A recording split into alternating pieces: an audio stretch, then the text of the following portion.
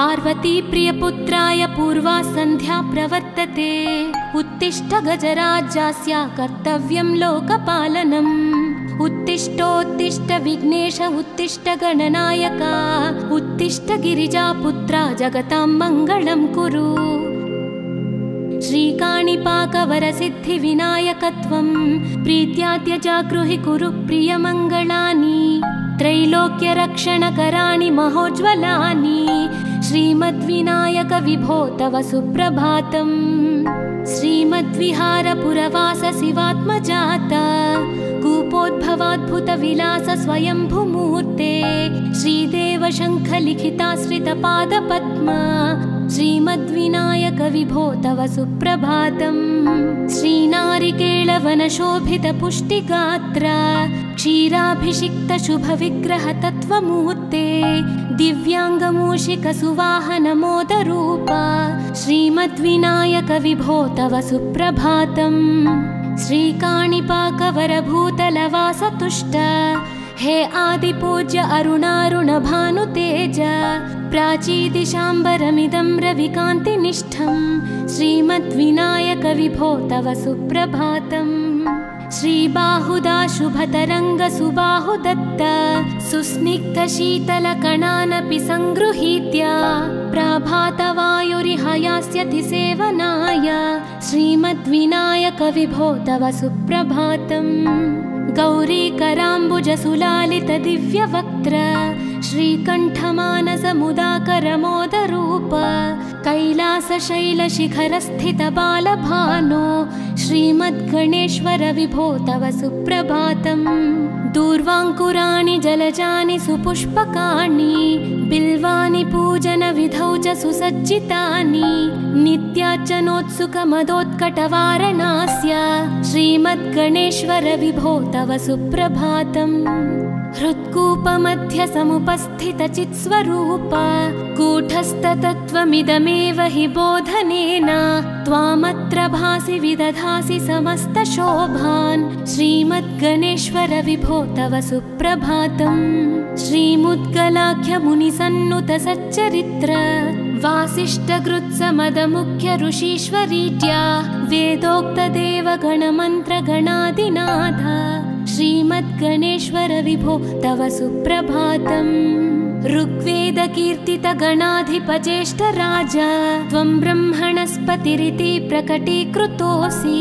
आधर्वशीर्षमनुमन्त्रित दिव्यमूर्ते श्रीमद्गणेश्वर विभो तव सुप्रभातम्। ब्रह्मादिदेव परिकीर्तित वेदपाठाः त्वच्छूर्पकर्णकुहरौ प्रविशन्ति देवाः। श्रुत्याधुनैव परिपालय धर्मसङ्घान् श्रीवल्लभेश भगवन् तव सुप्रभातम्। हेरम्बलम्ब जठराद्भुत दिव्यगात्र प्रारम्भपूजनमिदं दयया गृहीत्वा सर्वाशुभानि परिनाशय सर्वपुत्र श्रीवल्लभेश भगवन् तव सुप्रभातम्। भानुदयेन न हि दृश्यति चन्द्रबिम्बं त्वत्फालदेश शशिरेव विभाति नित्यं। सत्यस्वरूप निगमागमसन्नुताङ्घ्रे श्रीवल्लभेश भगवन् तव सुप्रभातम्।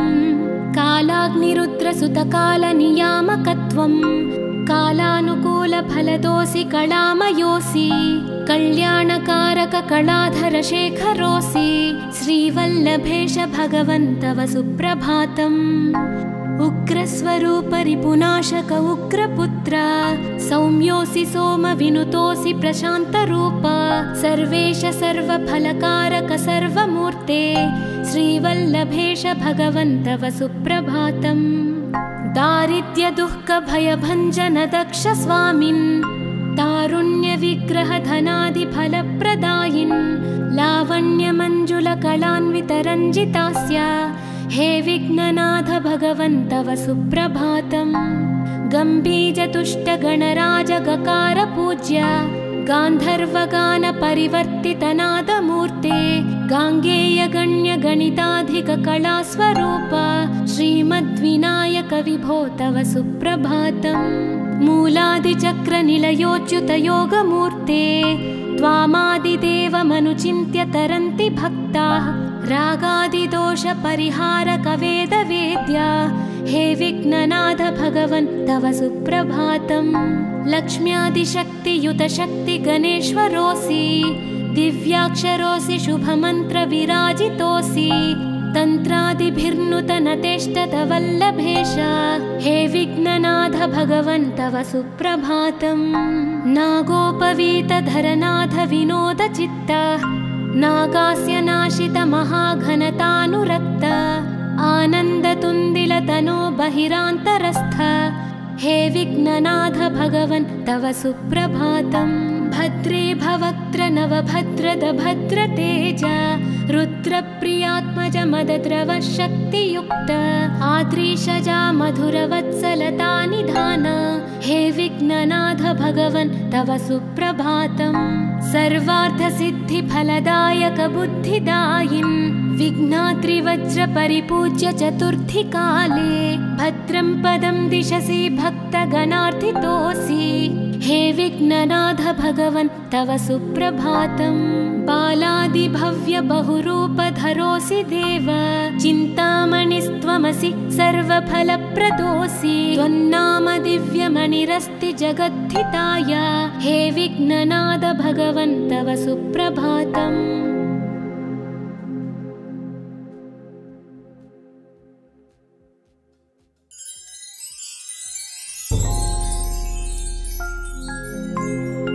पार्वती प्रियपुत्राय पूर्वा सन्ध्या प्रवर्तते उत्तिष्ठ गजराज्यास्य कर्तव्यं लोकपालनम्। उत्तिष्ठोत्तिष्ठ विघ्नेश उत्तिष्ठ गणनायका उत्तिष्ठ गिरिजापुत्रा जगतां मङ्गलं कुरु। श्रीकाणिपाकवरसिद्धिविनायकत्वं प्रीत्याद्य जागृहि कुरु प्रियमङ्गलानि त्रैलोक्यरक्षणकराणि महोज्ज्वलानि श्रीमद्विनायक विभो तव सुप्रभातम्। श्रीमद्विहारपुरवास शिवात्मजाता कूपोद्भवाद्भुतविलास स्वयंभुमूर्ते श्रीदेव शङ्खलिखिताश्रितपादपद्मा श्रीमद्विनायक विभो तव सुप्रभातम्। श्रीनारिकेळवनशोभितपुष्टिगात्रा क्षीराभिषिक्तशुभविग्रहतत्त्वमूर्ते दिव्याङ्गमूषिकसुवाहनमोदरूपा श्रीमद्विनायक विभो तव सुप्रभातम्।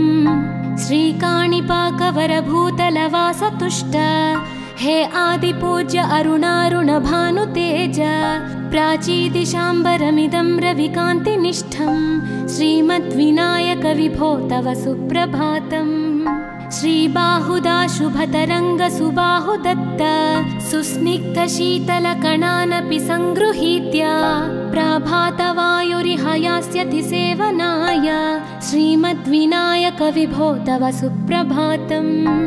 गौरीकराम्बुजसुलालितदिव्यवक्त्र श्रीकण्ठमानसमुदाकरमोदरूप कैलासशैलशिखरस्थितबालभानो श्रीमद्गणेश्वर विभो तव सुप्रभातम्। दूर्वाङ्कुराणि जलजानि सुपुष्पकाणि बिल्वानि पूजनविधौ च सुसज्जितानि नित्यार्चनोत्सुकमदोत्कटवारणास्य श्रीमद्गणेश्वर विभो तव सुप्रभातम्। हृत्कूपमध्यसमुपस्थितचित्स्वरूप कूटस्थतत्त्वमिदमेव हि बोधनेन त्वामत्र भासि विदधासि समस्तशोभान् श्रीमद्गणेश्वर विभो तव सुप्रभातम्। श्रीमुद्गलाख्यमुनिसन्नुतसच्चरित्र वासिष्ठगृत्समदमुख्य ऋषीश्वरीट्या वेदोक्तदेवगणमन्त्रगणादिनाथ श्रीमद्गणेश्वर विभो तव सुप्रभातम्। ऋग्वेदकीर्तितगणाधिपज्येष्ठराज त्वं ब्रह्मणस्पतिरिति प्रकटीकृतोऽसि आधर्वशीर्षमनुमन्त्रितदिव्यमूर्ते श्रीमद्गणेश्वर विभो तव सुप्रभातम्। ब्रह्मादिदेव परिकीर्तितवेदपाठाः त्वच्छूर्पकर्णकुहरौ प्रविशन्ति देवाः श्रुत्याधुनैव परिपालय धर्मसङ्घान् श्रीवल्लभेश भगवन् तव सुप्रभातम्। हेरम्बलम्ब जठराद्भुत दिव्यगात्रा प्रारम्भपूजनमिदं दयया गृहीत्वा सर्वाशुभानि परिनाशय सर्वपुत्र श्रीवल्लभेश भगवन् तव सुप्रभातम् भानुदयेन न हि दृश्यति चन्द्रबिम्बं त्वत्फालदेश शशिरेव विभाति नित्यं सत्यस्वरूप निगमागमसन्नुताङ्घ्रे श्रीवल्लभेश भगवन् तव सुप्रभातम् कालाग्निरुद्रसुतकालनियामकत्वं कालानुकूलफलदोऽसि कलामयोऽसि कल्याणकारक कलाधरशेखरोऽसि श्रीवल्लभेश भगवन् तव सुप्रभातम् उग्रस्वरूप रिपुनाशक उग्रपुत्र सौम्योऽसि सोमविनुतोऽसि प्रशान्तरूप सर्वेश सर्वफलकारक सर्वमूर्ते श्रीवल्लभेश भगवन् तव सुप्रभातम् दारिद्र्यदुःखभयभञ्जन दक्ष स्वामिन् तारुण्यविग्रहधनादिफलप्रदायिन् लावण्यमञ्जुलकलान्वितरञ्जितास्य हे विघ्ननाथ भगवन् तव सुप्रभातम् गम्भीरतुष्टगणराजगकार पूज्य गान्धर्वगानपरिवर्तितनादमूर्ते गाङ्गेयगण्यगणिताधिककलास्वरूप श्रीमद्विनायक विभो तव सुप्रभातम् मूलादिचक्रनिलयोच्युतयोगमूर्ते त्वामादिदेवमनुचिन्त्य तरन्ति भक्ताः रागादिदोषपरिहारक वेदवेद्या हे विघ्ननाथ भगवन् तव सुप्रभातम् लक्ष्म्यादिशक्तियुत शक्ति गणेश्वरोऽसि दिव्याक्षरोऽसि शुभमन्त्रविराजितोऽसि तन्त्रादिभिर्नुतनतेष्टत वल्लभेश हे विघ्ननाथ भगवन् तव सुप्रभातम् नागोपवीतधरनाथ विनोदचित्त नागास्य नाशित महाघनतानुरक्त आनन्दतुन्दिलतनो बहिरान्तरस्थ हे विघ्ननाथ भगवन् तव सुप्रभातम् भद्रे भवक्त्र नवभद्रद भद्रतेज रुद्रप्रियात्मज मदद्रव शक्तियुक्त आद्रीशजा मधुरवत्सलता निधान हे विघ्ननाथ भगवन् तव सुप्रभातम् सर्वार्थसिद्धिफलदायक बुद्धिदायिन् विघ्नात्रिवज्रपरिपूज्य चतुर्थीकाले भद्रं पदं दिशसि भक्तगणार्थितोऽसि हे विघ्ननाथ भगवन् तव सुप्रभातम् बालादिभव्य बहुरूपधरोऽसि देव चिन्तामणिस्त्वमसि सर्वफलप्रदोऽसि त्वन्नाम दिव्यमणिरस्ति जगद्धिताय हे विघ्ननाथ भगवन् तव सुप्रभातम्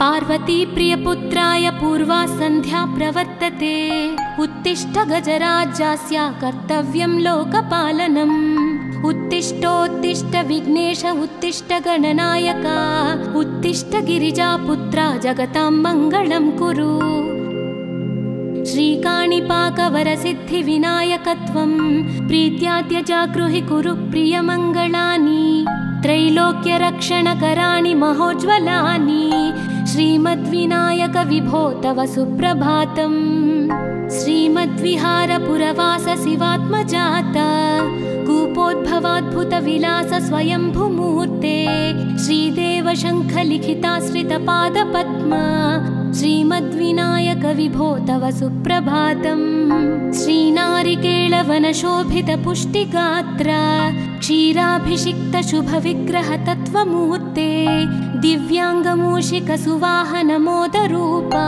श्रीमद्विनायक विभो तव सुप्रभातम् श्रीकाणिपाकवरभूतलवासतुष्ट हे आदिपूज्य अरुणारुण भानुतेज प्राचीदिशाम्बरमिदं रविकान्तिनिष्ठं श्रीमद्विनायक विभो तव सुप्रभातम् श्रीबाहुदा शुभतरङ्ग सुबाहुदत्त सुस्निग्धशीतलकणानपि सङ्गृहीत्य प्राभातवायुरिह यास्यति सेवनाय श्रीमद्विनायक विभो तव सुप्रभातम्।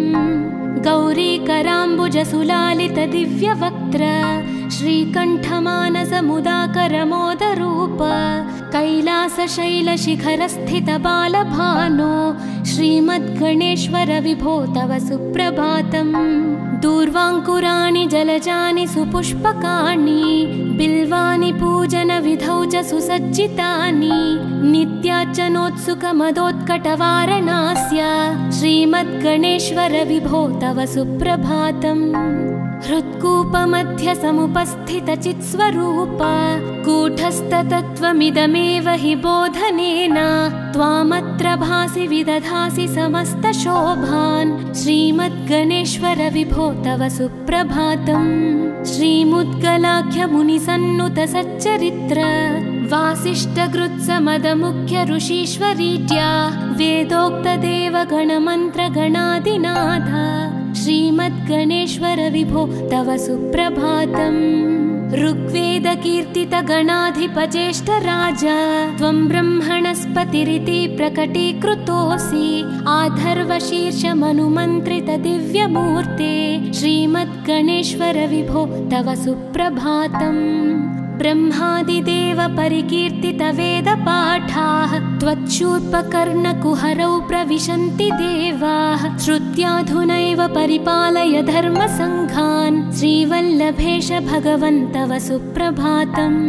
हेरम्बलम्ब जठराद्भुत दिव्यगात्र प्रारम्भपूजनमिदं दयया गृहीत्वा सर्वाशुभानि परिनाशय सर्वपुत्र श्रीवल्लभेश भगवन् तव सुप्रभातम्। भानुदयेन न हि दृश्यति चन्द्रबिम्बं त्वत्फालदेश शशिरेव विभाति नित्यं सत्यस्वरूप निगमागमसन्नुताङ्घ्रे श्रीवल्लभेश भगवन् तव सुप्रभातम्। कालाग्निरुद्रसुतकालनियामकत्वं कालानुकूलफलदोऽसि कलामयोऽसि कल्याणकारक कलाधर शेखरोऽसि श्रीवल्लभेश भगवन् तव सुप्रभातम्।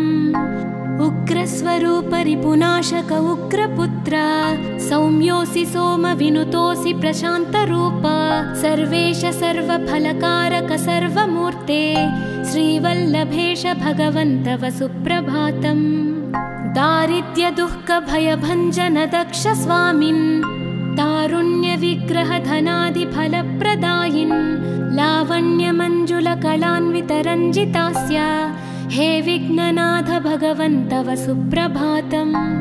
गम्भीजतुष्टगणराजगकार पूज्य गान्धर्वगान परिवर्तितनादमूर्ते गाङ्गेयगण्यगणिताधिककलास्वरूप श्रीमद्विनायक विभो तव सुप्रभातम्।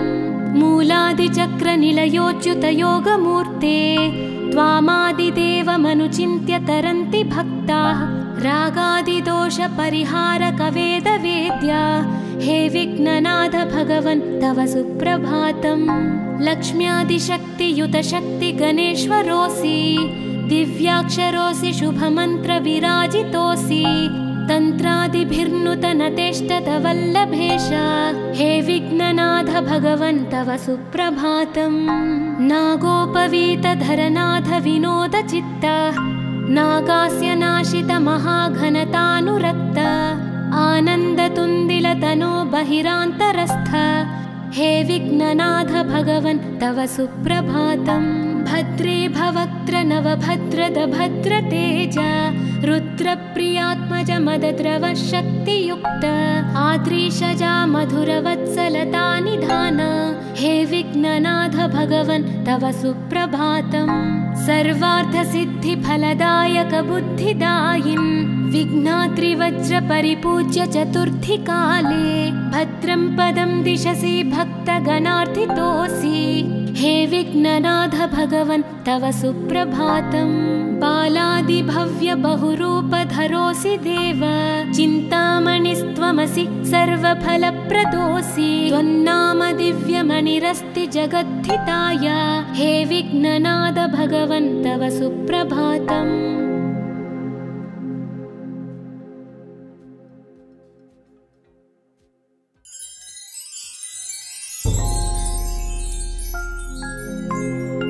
पार्वती प्रियपुत्राय पूर्वा सन्ध्या प्रवर्तते, उत्तिष्ठ गजराज्यस्य कर्तव्यं लोकपालनम्। उत्तिष्ठोत्तिष्ठ विघ्नेश उत्तिष्ठ गणनायक, उत्तिष्ठ गिरिजापुत्रा जगतां मङ्गलं कुरु। श्रीकाणिपाकवरसिद्धिविनायकत्वं प्रीत्याद्य जागृहि कुरु प्रियमङ्गलानि। त्रैलोक्यरक्षणकराणि महोज्ज्वलानि, श्रीमद्विनायक विभो तव सुप्रभातम्। श्रीमद्विहारपुरवास शिवात्मजाता, कूपोद्भवाद्भुतविलास स्वयंभुमूर्ते।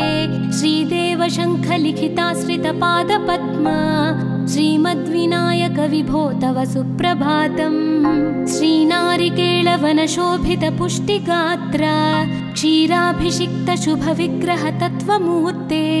दिव्याङ्गमूषिकसुवाहनमोदरूपा, श्रीमद्विनायक विभो तव सुप्रभातम्। श्रीकाणिपाकवरभूतलवासतुष्ट, हे आदिपूज्य अरुणारुणभानुतेज। प्राचीदिशाम्बरमिदं रविकान्तिनिष्ठं, श्रीमद्विनायक विभो तव सुप्रभातम्। श्रीबाहुदा शुभतरङ्गसुबाहुदत्त, सुस्निग्धशीतलकणानपि सङ्गृहीत्य। प्रभातवायुरिहयास्यति सेवनाय, श्रीमद्विनायक विभो तव सुप्रभातम्। गौरीकराम्बुजसुलालितदिव्यवक्त्र, श्रीकण्ठमानसमुदाकरमोदरूप।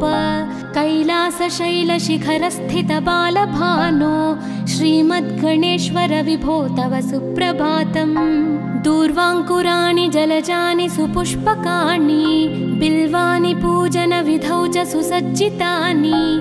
नित्यार्चनोत्सुकमदोत्कटवारणास्य, श्रीमद्गणेश्वर विभो तव सुप्रभातम्। हृत्कूपमध्यसमुपस्थितचित्स्वरूप, कूटस्थतत्त्वमिदमेव हि बोधनेन।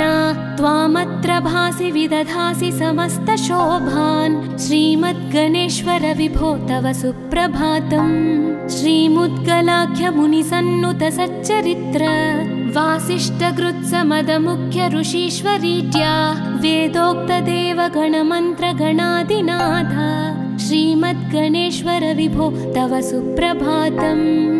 ऋग्वेदकीर्तितगणाधिपज्येष्ठराज, त्वं ब्रह्मणस्पतिरिति प्रकटीकृतोऽसि। आधर्वशीर्षमनुमन्त्रितदिव्यमूर्ते, श्रीमद्गणेश्वर विभो तव सुप्रभातम्। ब्रह्मादिदेव परिकीर्तितवेदपाठाः, त्वच्छूर्पकर्णकुहरौ प्रविशन्ति देवाः। श्रुत्याधुनैव परिपालय धर्मसङ्घान्, श्रीवल्लभेश भगवन् तव सुप्रभातम्। हेरम्बलम्ब जठराद्भुत दिव्यगात्रा, प्रारम्भपूजनमिदं दयया गृहीत्वा। सर्वाशुभानि परिनाशय सर्वपुत्रा, श्रीवल्लभेश भगवन् तव सुप्रभातम्। भानुदयेन न हि दृश्यति चन्द्रबिम्बं, त्वत्फालदेश शशिरेव विभाति नित्यं। सत्यस्वरूप निगमागमसन्नुताङ्घ्रे, श्रीवल्लभेश भगवन् तव सुप्रभातम्। कालाग्निरुद्रसुतकालनियामकत्वं, कालानुकूलफलदोऽसि कलामयोऽसि। कल्याणकारक कलाधरशेखरोऽसि, श्रीवल्लभेश भगवन् तव सुप्रभातम्। उग्रस्वरूप रिपुनाशक उग्रपुत्र, सौम्योऽसि सोमविनुतोऽसि प्रशान्तरूप। सर्वेश सर्वफलकारक सर्वमूर्ते, श्रीवल्लभेश भगवन् तव सुप्रभातम्। दारिद्र्यदुःखभयभञ्जन दक्ष स्वामिन्, तारुण्यविग्रहधनादिफलप्रदायिन् लावण्यमञ्जुलकलान्वितरञ्जितास्य हे विघ्ननाथ भगवन् तव सुप्रभातम्। गम्भीजतुष्टगणराजगकारपूज्य गान्धर्वगानपरिवर्तितनादमूर्ते गाङ्गेयगण्यगणिताधिककलास्वरूप श्रीमद्विनायक विभो तव सुप्रभातम्। मूलादिचक्रनिलयोच्युतयोगमूर्ते त्वामादिदेवमनुचिन्त्य तरन्ति भक्ताः रागादिदोषपरिहारकवेदवेद्या हे विघ्ननाथ भगवन् तव सुप्रभातम्। लक्ष्म्यादिशक्तियुतशक्तिगणेश्वरोऽसि दिव्याक्षरोऽसि शुभमन्त्रविराजितोऽसि तन्त्रादिभिर्नुतनतेष्टतवल्लभेश हे विघ्ननाथ भगवन् तव सुप्रभातम्। नागोपवीतधरनाथ विनोदचित्त नागास्य नाशित महाघनतानुरक्त आनन्दतुन्दिलतनो बहिरान्तरस्थ हे विघ्ननाथ भगवन् तव सुप्रभातम्। भद्रे भवक्त्र नवभद्रद भद्रतेज रुद्रप्रियात्मज मदद्रव शक्तियुक्त आद्रीशजा मधुरवत्सलता निधान हे विघ्ननाथ भगवन् तव सुप्रभातम्। सर्वार्थसिद्धिफलदायक बुद्धिदायिन् विघ्नात्रिवज्रपरिपूज्य चतुर्थीकाले भद्रं पदं दिशसि भक्तगणार्थितोऽसि हे विघ्ननाथ भगवन् तव सुप्रभातम्।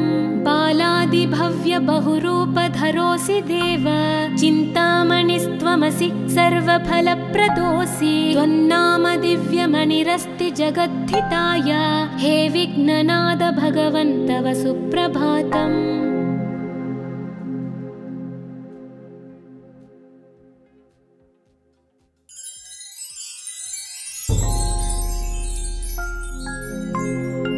पार्वती प्रियपुत्राय पूर्वा सन्ध्या प्रवर्तते उत्तिष्ठ गजराज्यस्य कर्तव्यं लोकपालनम्। उत्तिष्ठोत्तिष्ठ विघ्नेश उत्तिष्ठ गणनायक उत्तिष्ठ गिरिजापुत्रा जगतां मङ्गलं कुरु। श्रीकाणिपाकवरसिद्धिविनायकत्वं प्रीत्याद्य जागृहि कुरु प्रियमङ्गलानि त्रैलोक्यरक्षणकराणि महोज्ज्वलानि श्रीमद्विनायक विभो तव सुप्रभातम्।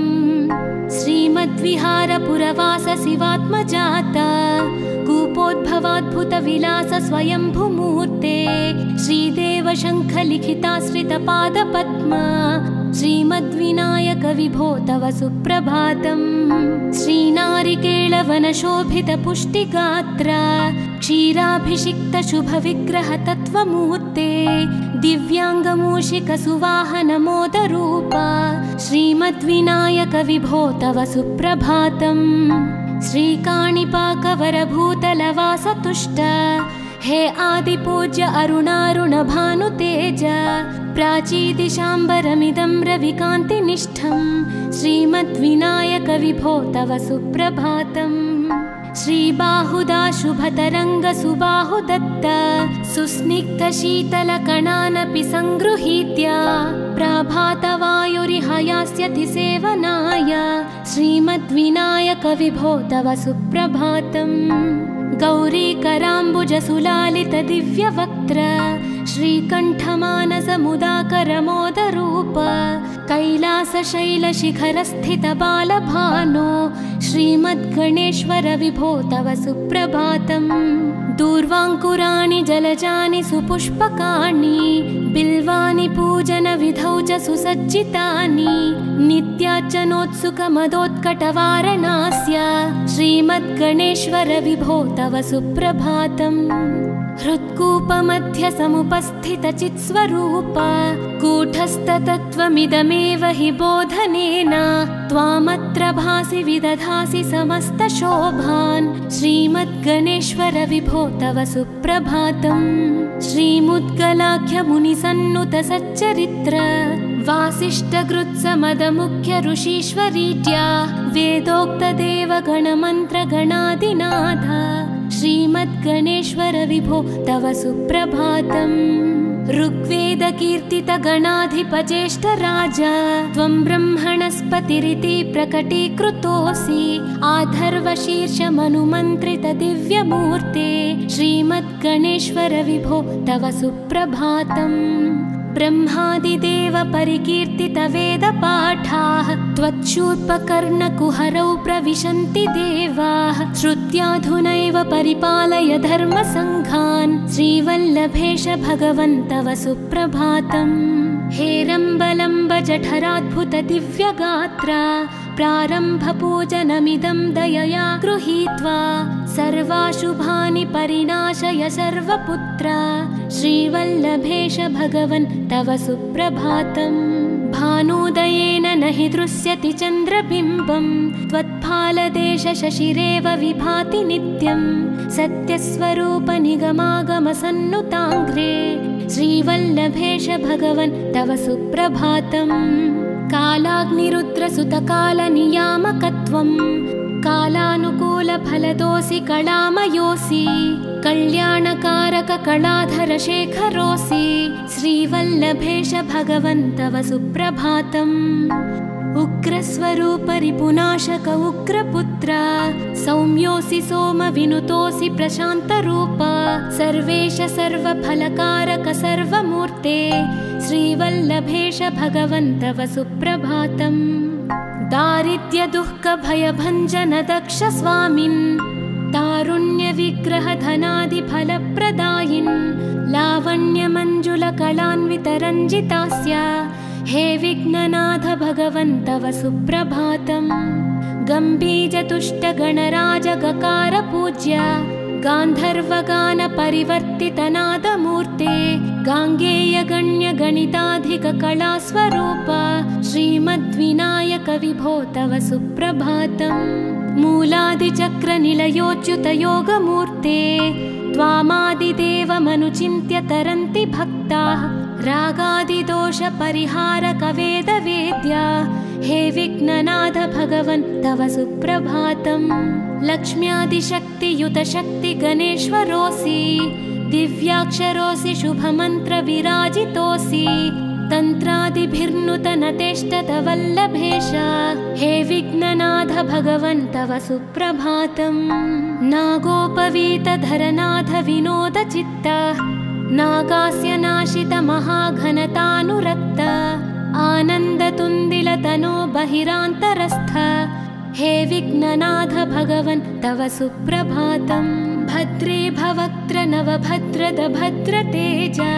रुद्रप्रियात्मज मदद्रव शक्तियुक्त आद्रीशजा मधुरवत्सलता निधान हे विघ्ननाथ भगवन् तव सुप्रभातम् सर्वार्थसिद्धिफलदायक बुद्धिदायिन् विघ्नात्रिवज्रपरिपूज्य चतुर्थी काले भद्रं पदं दिशसि भक्तगणार्थितोऽसि हे विघ्ननाथ भगवन् तव सुप्रभातम् बालादिभव्य बहुरूपधरोऽसि देव चिन्तामणिस्त्वमसि सर्वफलप्रदोऽसि त्वन्नाम दिव्यमणिरस्ति जगद्धिताय हे विघ्ननाथ भगवन् तव सुप्रभातम्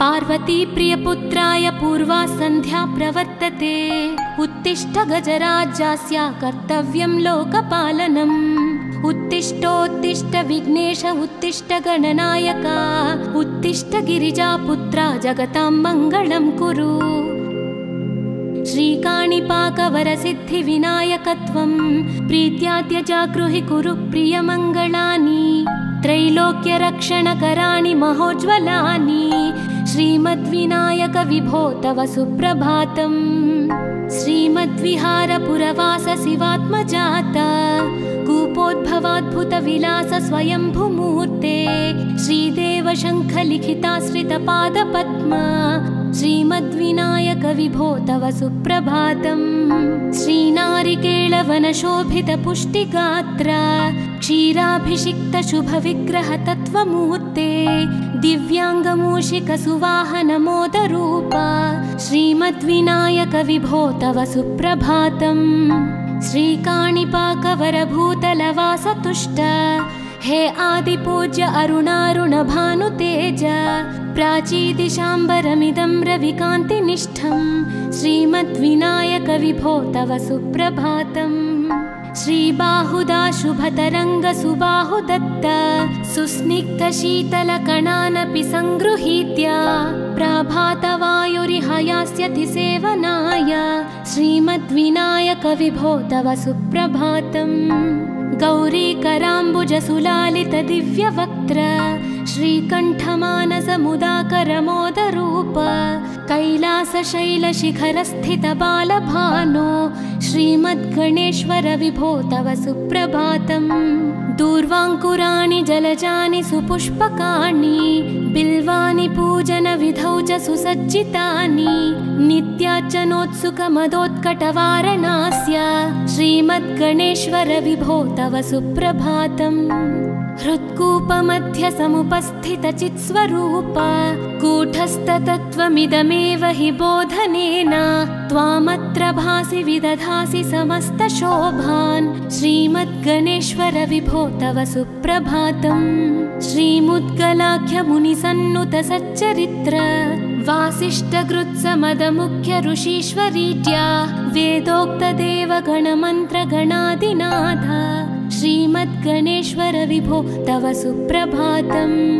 ऋग्वेदकीर्तितगणाधिपज्येष्ठराज त्वं ब्रह्मणस्पतिरिति प्रकटीकृतोऽसि आधर्वशीर्षमनुमन्त्रितदिव्यमूर्ते श्रीमद्गणेश्वर विभो तव सुप्रभातम्। ब्रह्मादिदेव परिकीर्तितवेदपाठाः त्वच्छूर्पकर्णकुहरौ प्रविशन्ति देवाः श्रुत्याधुनैव परिपालय धर्मसङ्घान् श्रीवल्लभेश भगवन् तव सुप्रभातम्। हेरम्बलम्ब जठराद्भुतदिव्यगात्र प्रारम्भपूजनमिदं दयया गृहीत्वा सर्वाशुभानि परिनाशय सर्वपुत्र श्रीवल्लभेश भगवन् तव सुप्रभातम्।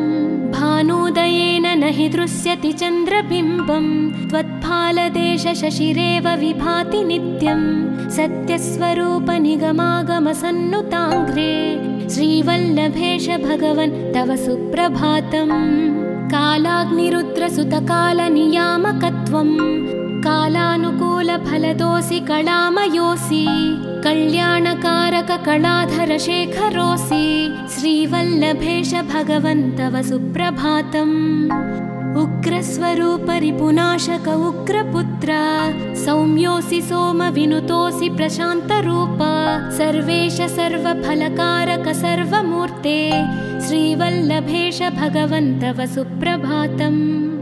दारिद्र्यदुःखभयभञ्जन दक्ष स्वामिन् तारुण्यविग्रहधनादिफलप्रदायिन् लावण्यमञ्जुलकलान्वितरञ्जितास्य हे विघ्ननाथ भगवन् तव सुप्रभातम्।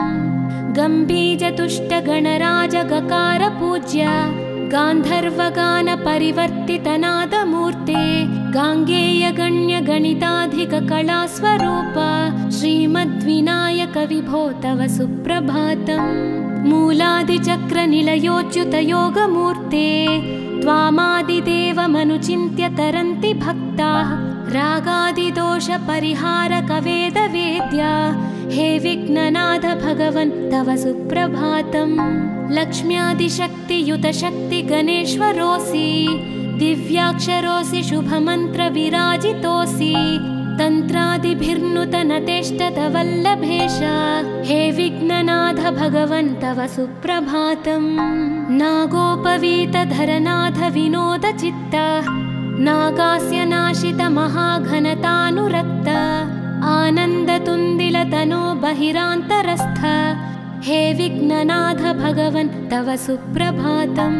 भद्रे भवक्त्र नवभद्रद भद्रतेज रुद्र मधुरप्रियात्मज मदद्रव शक्तियुक्त आद्रीशजा मधुरवत्सलता निधान हे विघ्ननाथ भगवन् तव सुप्रभातम् सर्वार्थसिद्धिफलदायक बुद्धिदायिन् विघ्नात्रिवज्र परिपूज्य चतुर्थी काले भद्रं पदं दिशसि भक्तगणार्थितोऽसि हे विघ्ननाथ भगवन् तव सुप्रभातम् बालादिभव्य बहुरूपधरोऽसि देव चिन्तामणिस्त्वमसि सर्वफलप्रदोऽसि त्वन्नाम दिव्यमणिरस्ति जगद्धिताय हे विघ्ननाथ भगवन् तव सुप्रभातम्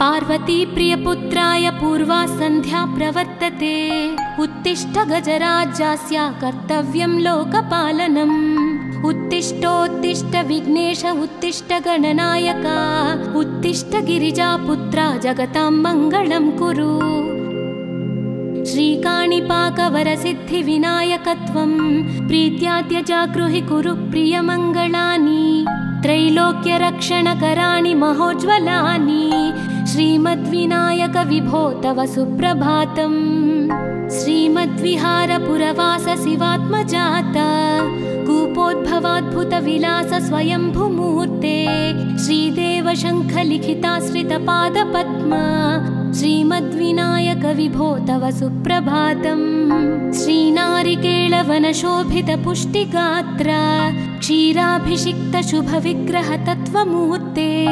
दिव्याङ्गमूषिकसुवाहनमोदरूपा श्रीमद्विनायक विभो तव सुप्रभातम् श्रीकाणिपाकवरभूतलवासतुष्ट हे आदिपूज्य अरुणारुणभानुतेज प्राचीदिशाम्बरमिदं रविकान्तिनिष्ठं श्रीमद्विनायक विभो तव सुप्रभातम् श्रीबाहुदा शुभतरङ्गसुबाहुदत्त सुस्निग्धशीतलकणानपि सङ्गृहीत्य प्राभातवायुरिहयास्यति सेवनाय श्रीमद्विनायक विभो तव सुप्रभातम् गौरीकराम्बुजसुलालितदिव्यवक्त्र श्रीकण्ठमानसमुदाकरमोदरूप कैलासशैलशिखरस्थितबालभानो श्रीमद्गणेश्वर विभो तव सुप्रभातम् दूर्वाङ्कुराणि जलजानि सुपुष्पकाणि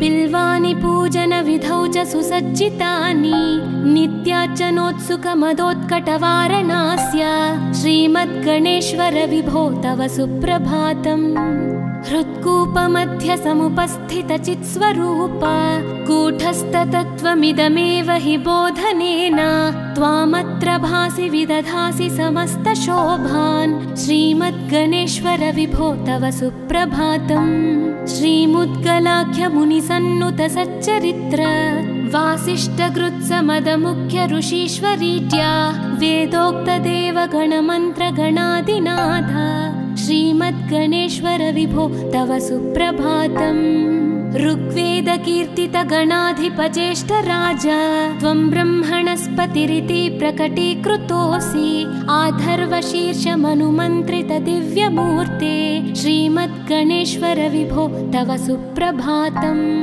ब्रह्मादिदेव परिकीर्तितवेदपाठाः त्वच्छूर्पकर्णकुहरौ प्रविशन्ति देवाः श्रुत्याधुनैव परिपालय धर्मसङ्घान् श्रीवल्लभेश भगवन् तव सुप्रभातम् हेरम्बलम्ब जठराद्भुतदिव्यगात्रा प्रारम्भपूजनमिदं दयया गृहीत्वा सर्वाशुभानि परिनाशय सर्वपुत्रा श्रीवल्लभेश भगवन् तव सुप्रभातम् भानुदयेन न हि दृश्यति चन्द्रबिम्बं त्वत्फालदेश शशिरेव विभाति नित्यं सत्यस्वरूप निगमागमसन्नुताङ्घ्रे श्रीवल्लभेश भगवन् तव सुप्रभातम् कालाग्निरुद्रसुतकालनियामकत्वं कालानुकूलफलदोऽसि कलामयोऽसि कल्याणकारककलाधरशेखरोऽसि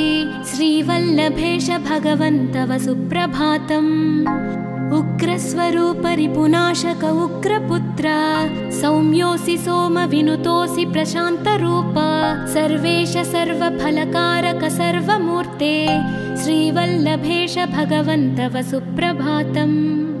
दारिद्र्य दुःख भयभञ्जन दक्ष स्वामिन् तारुण्य विग्रह धनादि फलप्रदायिन् लावण्य मंजुल कलान्वित रञ्जितास्य हे विघ्ननाथ भगवन् तव सुप्रभातम्। गम्भीर तुष्ट गणराज गकार पूज्य गान्धर्वगान परिवर्तित नादमूर्ते गाङ्गेय गण्य गणिताधिक कलास्वरूप श्रीमद्विनायक विभो तव सुप्रभातम्। मूलादिचक्र निलयोच्युत योगमूर्ते त्वामादिदेवमनुचिन्त्य तरन्ति भक्ताः रागादिदोष परिहारक वेदवेद्य हे विघ्ननाथ भगवन् तव सुप्रभातम्।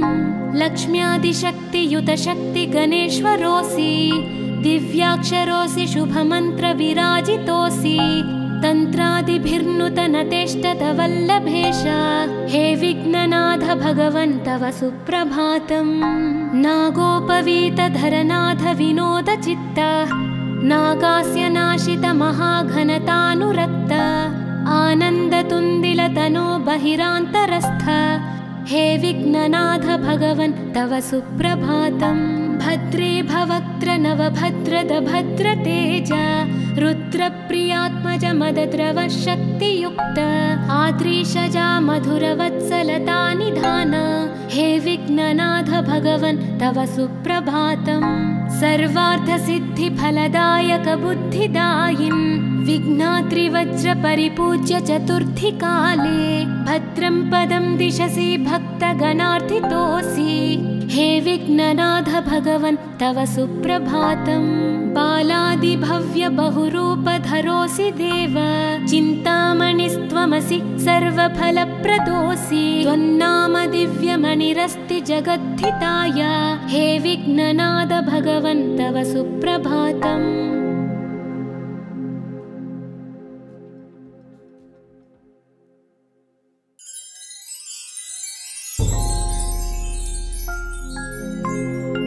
पार्वती प्रियपुत्राय पूर्वा सन्ध्या प्रवर्तते उत्तिष्ठ गजराज्यस्य कर्तव्यं लोकपालनम्।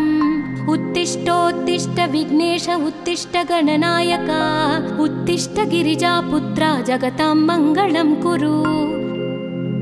श्रीकाणिपाकवरसिद्धिविनायकत्वं प्रीत्याद्य जागृहि कुरु प्रियमङ्गलानि त्रैलोक्यरक्षणकराणि महोज्ज्वलानि श्रीमद्विनायक विभो तव सुप्रभातम्। श्रीमद्विहारपुरवास शिवात्मजात कूपोद्भवाद्भुत विलास स्वयंभुमूर्ते श्रीदेव शङ्ख लिखिताश्रित पादपद्म श्रीमद्विनायक विभो तव सुप्रभातम्। श्रीनारिकेळवन शोभित पुष्टिगात्र क्षीराभिषिक्त शुभ विग्रह तत्त्वमूर्ते दिव्यांगमूषिक सुवाहन मोदरूप श्रीमद्विनायक विभो तव सुप्रभातम्। श्रीकाणिपाकवरभूतलवास तुष्ट हे आदिपूज्य अरुणारुण भानुतेज प्राचीदिशाम्बरमिदं रविकान्तिनिष्ठं श्रीमद्विनायक विभो तव सुप्रभातम्। श्रीबाहुदा शुभतरङ्ग सुबाहुदत्त सुस्निग्ध शीतलकणानपि सङ्गृहीत्य प्राभातवायुरिहयास्यति सेवनाय श्रीमद्विनायक विभो तव सुप्रभातम्।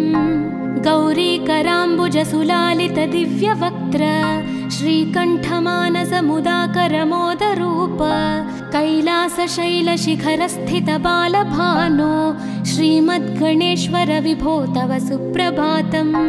दूर्वाङ्कुराणि जलजानि सुपुष्पकाणि बिल्वानि पूजनविधौ च सुसज्जितानि नित्यार्चनोत्सुकमदोत्कटवारणास्य श्रीमद्गणेश्वर विभो तव सुप्रभातम्। हृत्कूपमध्य समुपस्थितचित्स्वरूप कूटस्थतत्त्वमिदमेव हि बोधनेन त्वामत्र भासि विदधासि समस्तशोभान् श्रीमद्गणेश्वर विभो तव सुप्रभातम्। श्रीमुद्गलाख्यमुनिसन्नुत सच्चरित्र वासिष्ठकृत्समदमुख्य ऋषीश्वरीत्या वेदोक्तदेवगणमन्त्रगणादिनाथ श्रीमद्गणेश्वर विभो तव सुप्रभातम्।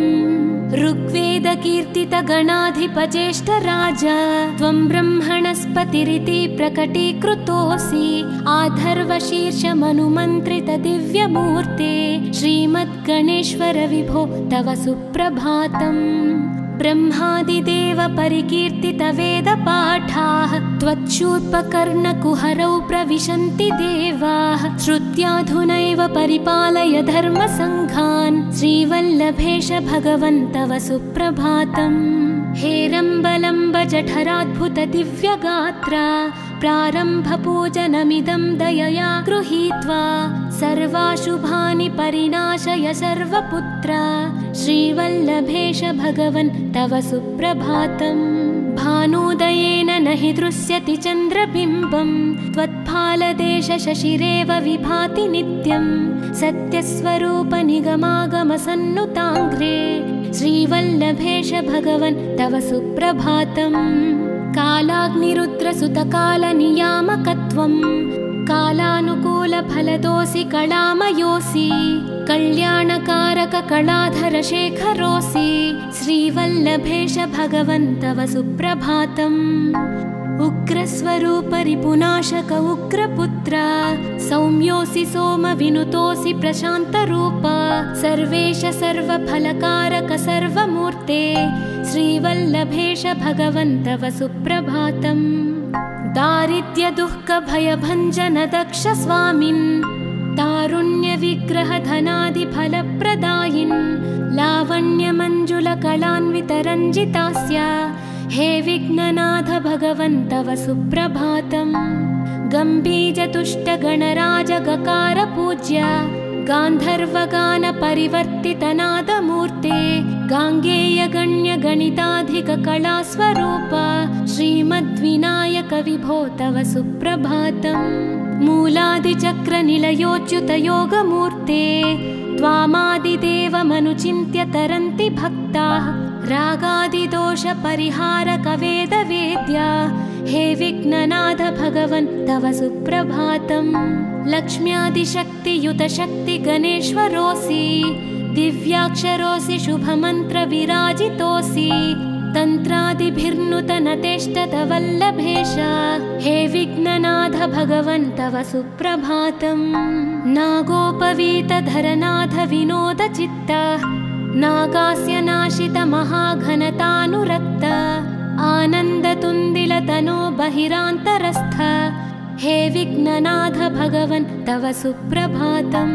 भद्रे भवक्त्र नवभद्रद भद्रतेज रुद्रप्रियात्मज मदद्रव शक्तियुक्त आद्रीशजा मधुरवत्सलता निधान हे विघ्ननाथ भगवन् तव सुप्रभातम्। सर्वार्थसिद्धिफलदायक बुद्धिदायिन् विघ्नात्रिवज्र परिपूज्य चतुर्थी काले भद्रं पदं दिशसि भक्तगणार्थितोऽसि हे विघ्ननाथ भगवन् तव सुप्रभातम्। बालादिभव्य बहुरूपधरोऽसि देव चिन्तामणिस्त्वमसि सर्वफलप्रदोऽसि त्वन्नाम दिव्यमणिरस्ति जगद्धिताय हे विघ्ननाथ भगवन् तव सुप्रभातम्।